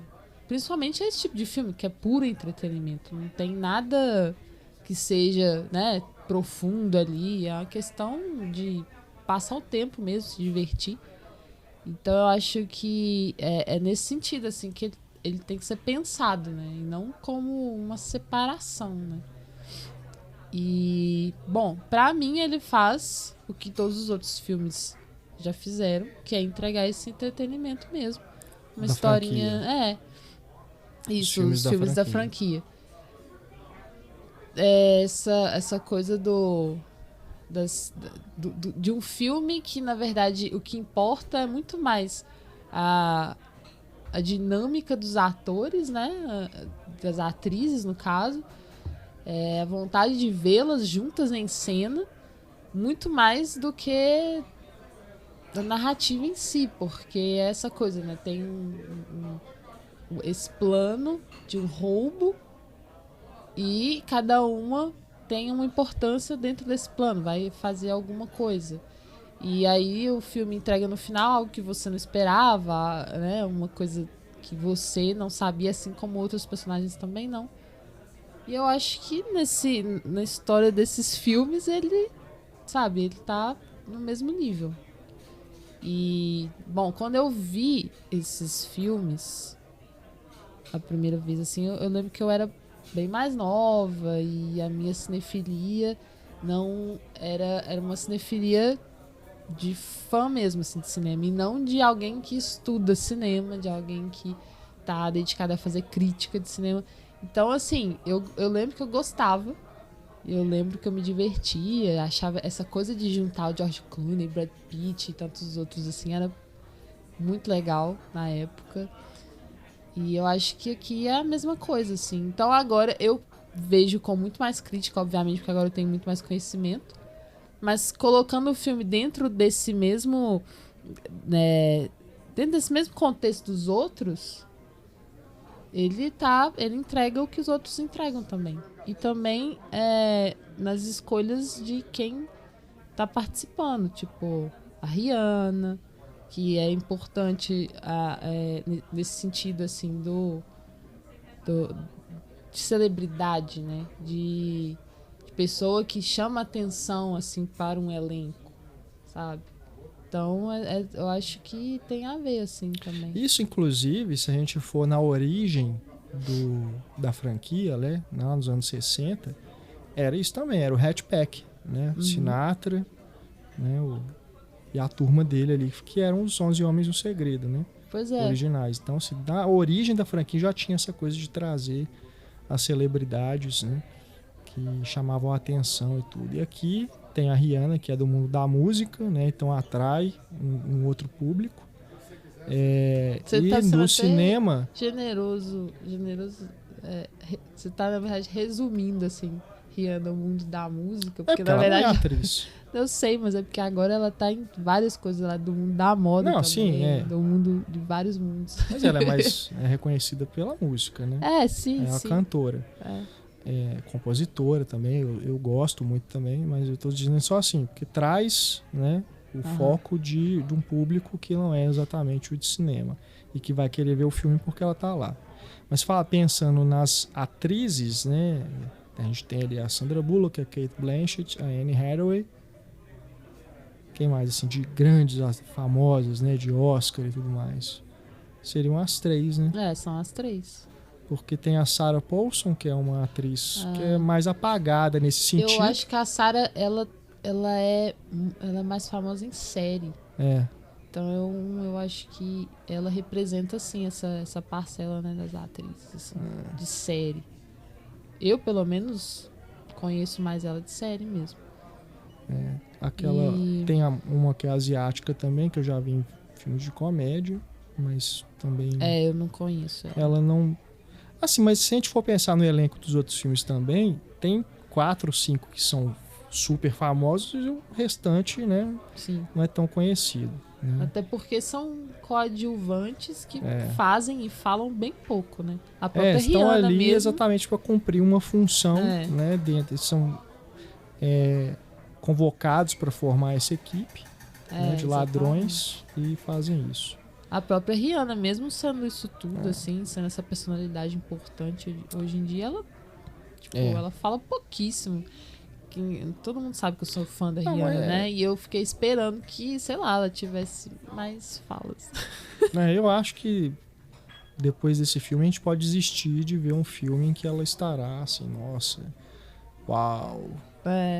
Tadinho. Ela merece mais. Mas o talvez, não se tá bobear, o melhor filme ela. que tem a participação dela é aquela animação. Que até me fugiu o nome agora pra você ver, né? Mas a participação dela mesma, eu acho que é aquele filme péssimo que é o Valerian, né? Valerian. Que é a melhor personagem que ela já fez num filme, mas também é uma coisa assim, é uma cena e acabou, né?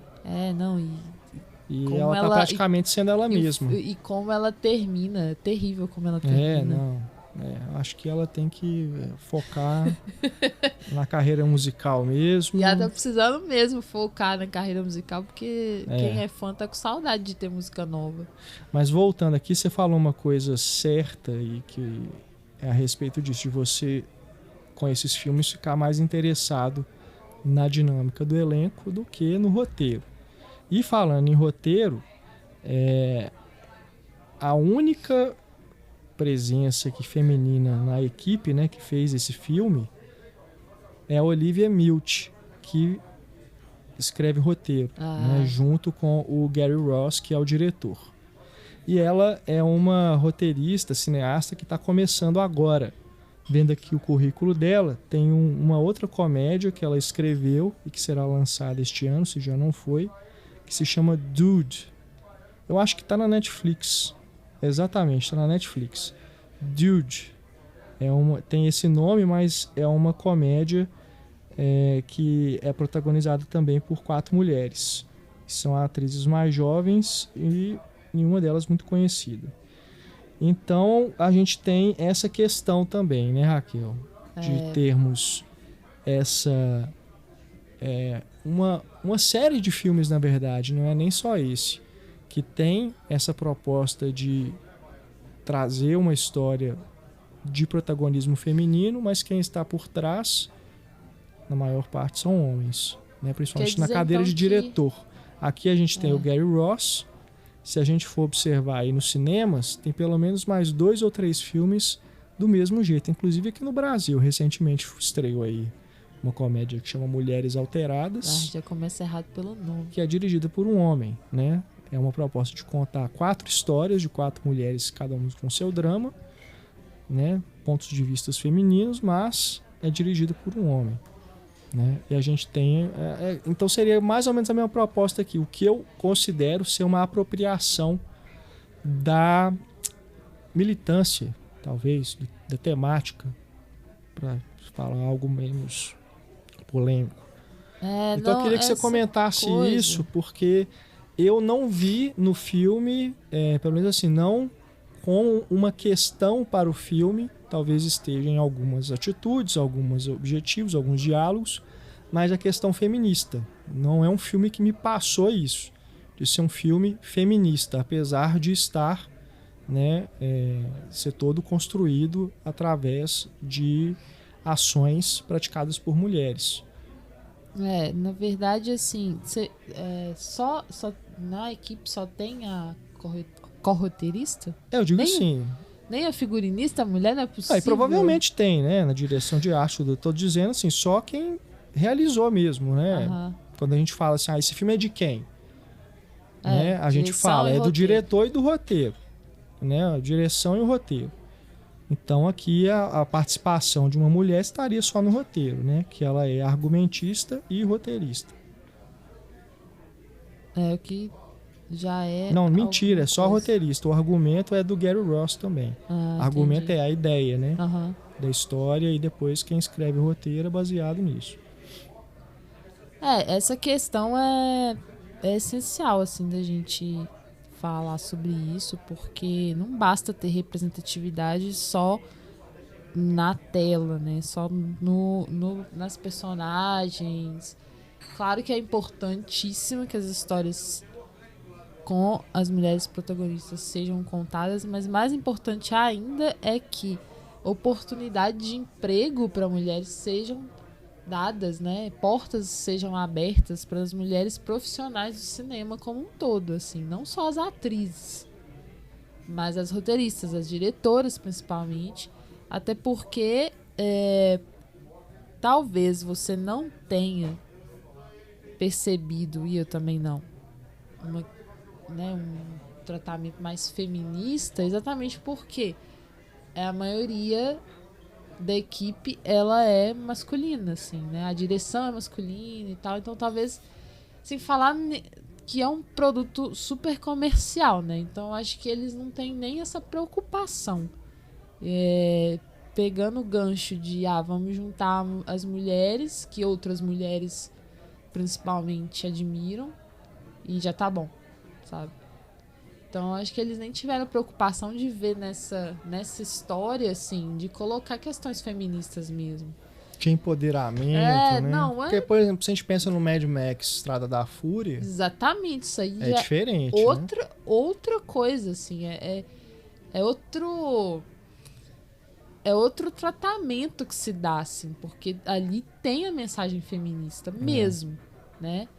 Agora nesse tá completamente esvaziado, é só superfície mesmo, assim. É como eu tinha comentado no final do filme que a gente viu, quando a gente viu algumas marcas, por exemplo, lançando camisetas com frases feministas e tal, aí você vai perceber quem tá trabalhando na equipe dessa coleção ou quem tá trabalhando na empresa em si.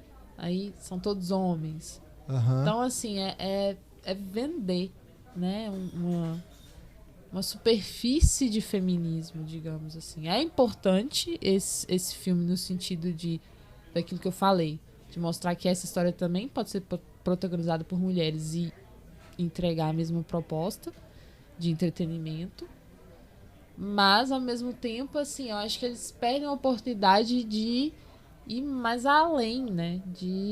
Já que a gente está colocando essas mulheres, vamos colocar questões que são importantes para as mulheres na narrativa, de alguma forma, sabe? E aí não tem, por exemplo, questões de gênero, que eu digo, né? Eu não vejo, por exemplo,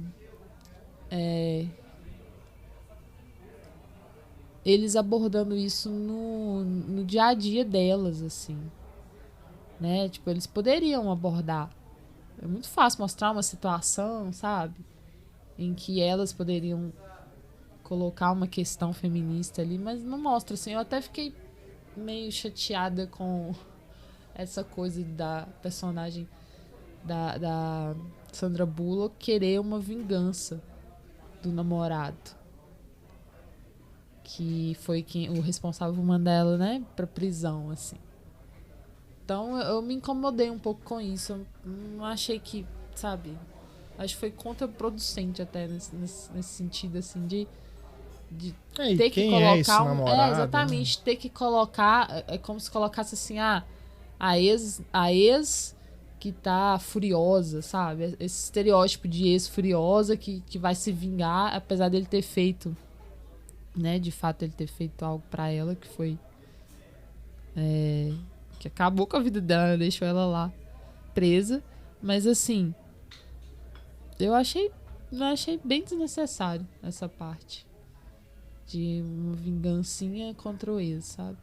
Mas até porque, assim, acaba que a gente tem só um homem que tem um personagem, uma participação maior durante o filme, né? A questão toda gira em torno do roubo daquele colar, né? Super caro, isso vira... Era para ser uma MacGuffin, né? Quer dizer, é uma coisa para te distrair do que seria o objetivo principal do filme, mas acaba que não é uma MacGuffin, vira realmente o objetivo principal do filme, né? O que eu achei uma coisa, assim, ruim, porque não criou envolvimento, né? Não criou esse envolvimento, como eu tive com o primeiro filme da franquia, que você se envolve com a história, com os personagens e tudo, né? Embora ainda seja isso, é mais uma coisa assim, de você ver aqueles atores todos juntos no mesmo filme. No 2 e no 3, vira uma coisa assim, descarada, né? No 2 principalmente, que eles até fazem brincadeira de metalinguagem, de ficarem, né, falando de si mesmo. Falando de si mesmo, né? E, enfim, o Soderbergh pira totalmente naquele filme. Eu até gosto por isso, porque ele esquece, né? De trama e tudo, e faz uma brincadeira mesmo dos atores. Então acho que dentro dessa proposta o filme acaba sendo divertido mesmo. Diversão. Mas o 3 é uma coisa assim que, né, descartável. O 2 também, todos eles, né? E esse também, né? Eu achei ele bem chato por isso. Porque a história, tipo... né, é uma coisa meio boba e segue a mesma fórmula, né? Que você é levado a achar que é uma coisa, aí de repente entra uma personagem, aí mostra as mesmas cenas, né? Faz um flashback, mostra as mesmas cenas do ângulo que você não viu. Aí, enfim, vira a mesma coisa. É a fórmula básica. Então eu achei meio sem sal por isso, entendeu? Porque me pareceu isso. Vamos... Já que agora, né, há essa demanda por filmes com mulheres protagonistas, então vamos pegar essa franquia aqui que já está largada, ninguém quer saber disso mais, e vão colocar só mulheres agora. Né? Mesma coisa que fizeram com as Caça-Fantasmas lá. Queriam fazer um terceiro Caça-Fantasma há muito tempo, aí surgiu essa demanda, então vamos aproveitar e fazer agora. E nesse também não tem. Caça-Fantasmas também não tem questões feministas assim colocadas. Não tanto, narrativa. Mas eu acho que ainda as personagens, elas... de algum modo, elas trazem isso, sabe? Entendi. Até por não ser uma continuação direta, é praticamente um reboot. Né? Você não tem ali aqueles personagens voltando, igual eles citam aqui o Danny Ocean. Né? Como se estivesse começando tudo de novo. É um filme que eu gosto mais, eu me divirto mais com As Caça-Fantasmas do que com o 8 Mulheres no Segredo. Porque eu não acho um filme uma bomba, né? Como Hollywood faz com outras franquias aí de blockbusters.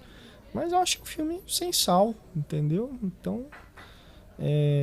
você acaba não se apegando às personagens também, né? Porque assim, você não conhece elas. Delas, a única que eu realmente gostei mais foi a Anne Hathaway. Porque eu acho que é a que tá... Ela, sem spoilers, né? Do que acontece no filme, mas ela, pelo menos, ela tem uma motivação para ser uma coisa diferente do que as outras, né? Então eu acho que acaba que na atuação ela tem uma proposta mais interessante, enquanto as outras não. Eu acho que me pareceu que a Sandra Bullock está imitando o George Clooney, sabe, assim, de ficar que o George Clooney, ele é isso, como ele é o mentor e ele tem aquele sorrisinho, né, que é característico dele. ele fica sempre assim, tipo, no controle da situação, mesmo que esteja dando tudo errado, ele sabe que aquilo ali tá dentro do que ele estava planejado, né? Então ele sempre fica assim, meio que inerte, né?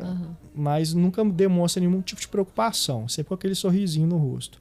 A Sandra Bullock me pareceu a mesma coisa. Pois então, é. assim, parece que ela tá imitando ele, mas tipo, é irmã, né? Então vai ver que é até por isso que ela tentou fazer alguma coisa parecida. Mas isso é que é errado, assim. Devia ter pensado além disso, não simplesmente em é uma substituição de homens por mulheres, sabe? É como se tivesse pegado aqueles personagens e transformado aqueles mesmos personagens em mulheres, assim. Né? Exato. Ao porque invés de pensar a Kate Blanchett tá igual o Brad Pitt também. Exato. Né? E, inclusive, esteticamente, ela é aquela, né? Aquela cool, digamos, a cool, que era o que o Brad Pitt também era, cool. Então, assim, eles fizeram uma substituição praticamente literal, assim. E talvez seria muito mais, talvez não, seria mais interessante se eles realmente tivessem trazido essa história e essas personagens para um contexto de feminismo, assim, sabe? De mulheres, assim, pensado numa história, sabe? Não só, beleza, se a gente tá falando de moda, a gente tá falando de mulher. Ainda tem isso, né? Sim. Seu Met Gala, né?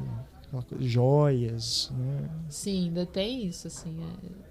Apesar de que eu super entendo porque... Por que elas não poderiam assaltar um cassino, um banco, né? Ou roubar um quadro? Não, e é engraçado porque a Sandra Bullock fala disso, né? Pensei em assaltar bancos, mas que boring, né? Que tédio e tal.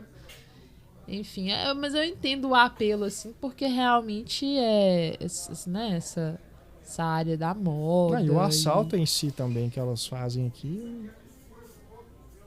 O plano que é aquelas bolas para roubar o colar também é uma coisa meio...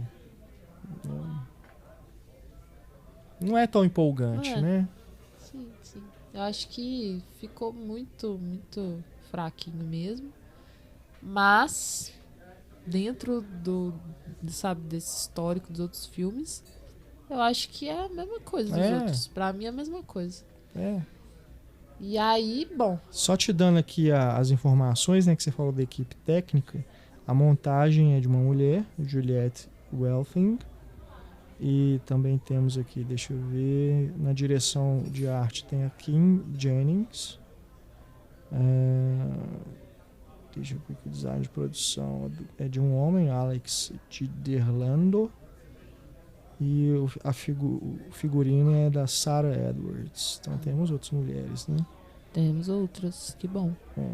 Mas como você falou. Eu tava pensando também, por exemplo, a Sandra Bullock, ela trabalhou com George Clooney, né? Se a gente for lembrar aqui do Gravidade.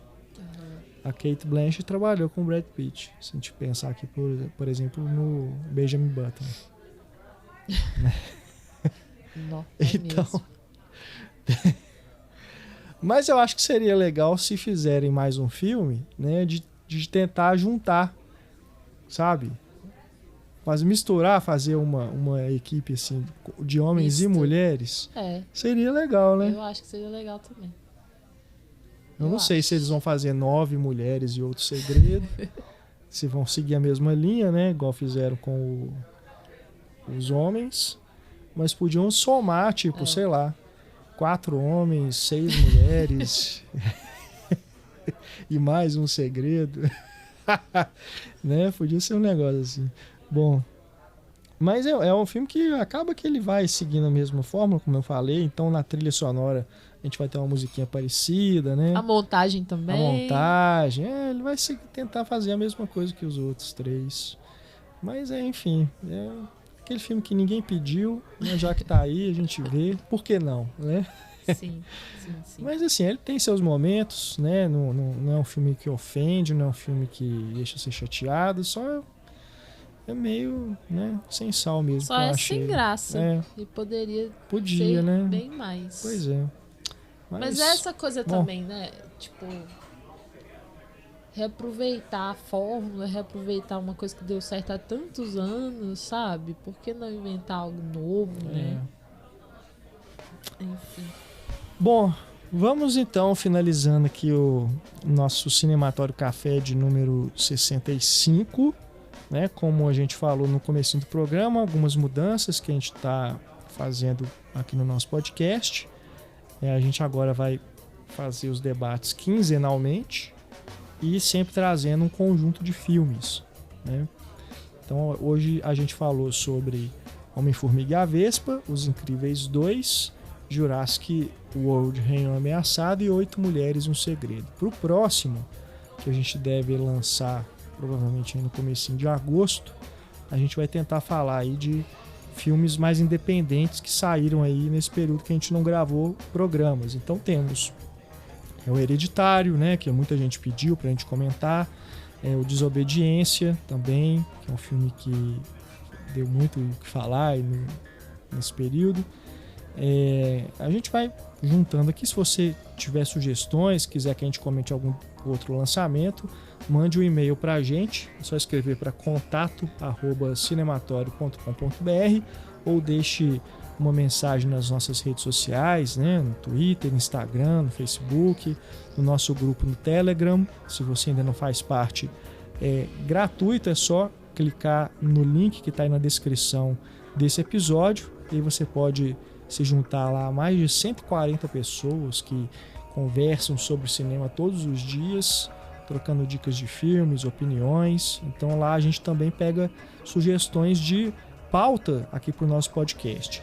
Mas assim, a gente não explicou muito bem o porquê, né, dessas mudanças, né? É realmente uma questão de necessidade, porque eu e a Raquel estudamos, né? Nós também, eu estou fazendo mestrado, a Raquel está fazendo a sua segunda graduação, então está ficando muito complicado para a gente.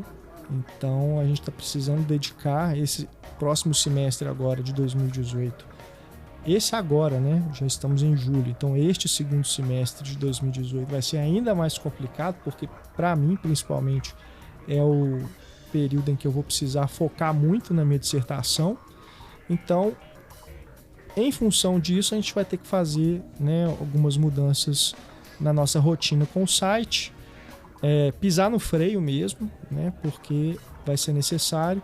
Então, para o Cinematório Café, a mudança é essa. Nós faremos debates quinzenais, sempre reunindo um conjunto aí de filmes lançados durante esse período, né, de 15 dias mais ou menos. Mas a gente vai continuar, né, aqui presentes, trazendo para vocês os comentários sobre os lançamentos, né, agora com essa nova parceria com o MM Gerdau. Também vai render outros programas, né, temáticos, inclusive agora em agosto vocês já poderão ouvir um.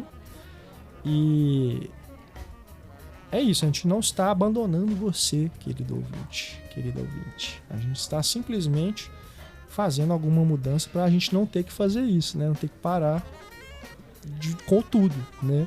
Mas a gente realmente precisa fazer algumas mudanças. E a gente vai anunciar outras novidades aí ao longo do mês, principalmente para a nossa campanha de financiamento coletivo, né? O crowdfunding. Que atualizar um pouco, né, gente? Acabou de completar um ano, né? Foi em junho do ano passado que a gente lançou. Então a gente precisa atualizar, né, as recompensas, coisas que a gente não está dando conta de fazer, colocar outras mais interessantes de acordo com a demanda, né, que a gente vem observado nesse tempo. Então teremos outras novidades, tá? Mudanças necessárias para a gente poder continuar e mais adiante voltar a acelerar e trazer mais conteúdo para vocês. A gente ama fazer isso aqui, a gente gosta muito de entregar todo esse conteúdo para vocês, mas a gente precisa ir se adequando, né, ao que a gente faz offline. Porque realmente, assim, trabalhar, estudar, fazer todas essas coisas às vezes fica um pouco complicado. E como o Renato já falou, pra gente não ter que tomar decisões drásticas, a gente vai se adaptando e sempre pensando assim em continuar com a qualidade do que a gente faz, porque isso pra gente é prioridade, é essencial, e com a nossa cara também, né? Com a nossa identidade, sem perder isso, sem perder o que a gente construiu até aqui, sem perder o apoio e sem perder vocês, assim. Então, não se preocupem, que são mudanças para tornar tudo melhor. Não só para melhorar, assim, nessas questões das nossas dificuldades, como também para melhorar para vocês. É isso.